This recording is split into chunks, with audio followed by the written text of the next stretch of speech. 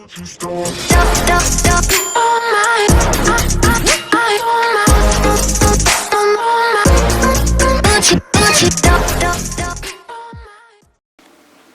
guys, welcome back to another episode of Bob Picks 5. This is the second episode in the October series, so it'll be all Halloween based. It's the top 5 unexpected horror and non-horror games, so let's check it out.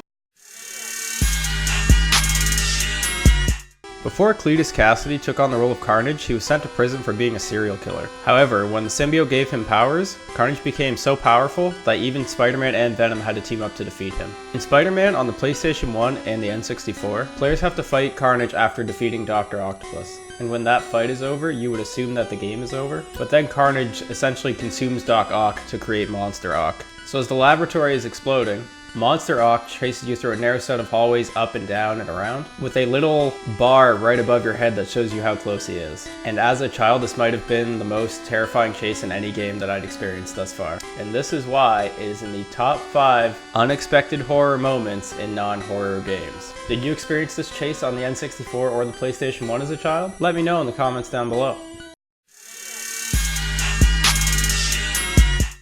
The world of Azeroth is full of many dangerous supernatural beings and monsters, but perhaps the creepiest is the children of Goldshire because of the mystery behind them. They walk on the path from Goldshire to Stormwind City together.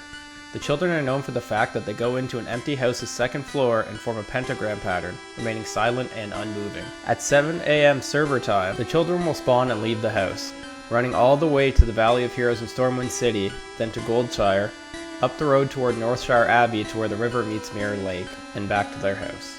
Once at the house, they go up to the second floor and stay in a circular shape, or the pentagram shape that everybody is calling it. So once you are back in the house with them at around 7:40 AM, spooky music and sounds and voices play, and the children despawn at 8 AM. The sounds include a banshee scream, a ghoul call, Seathan saying, "You will die and death is close." And in the grass to the southwest of the house, there are 2 tiny skulls that can be found. Pretty spooky if you ask me. Perhaps the most famous story on this list, or item anyway, is Lavender Town. I'm sure you've all heard the creepypasta, where it said that the original Pokemon Red and Green's Lavender Town song, one of the pitches was so high that it drove children to suicide in Japan.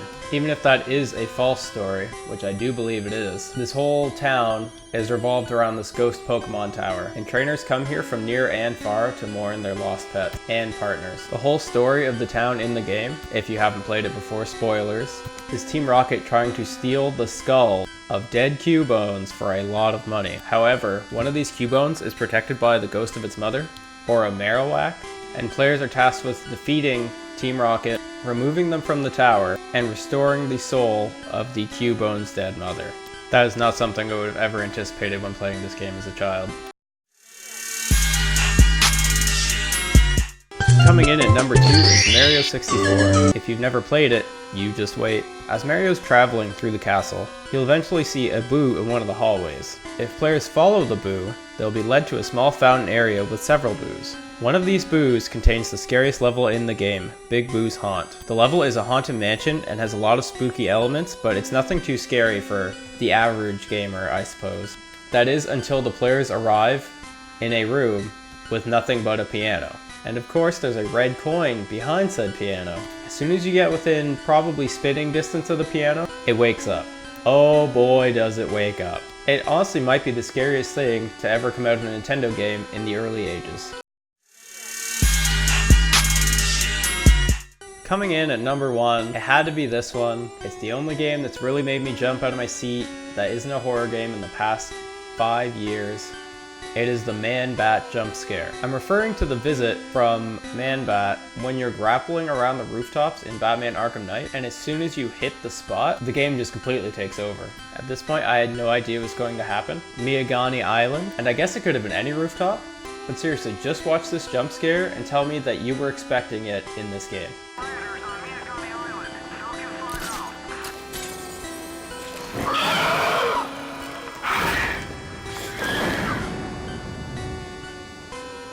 Hey guys, I really hope you enjoyed that video. If you did like it, like, comment, subscribe, and share around if you could. And then I'll see you next time.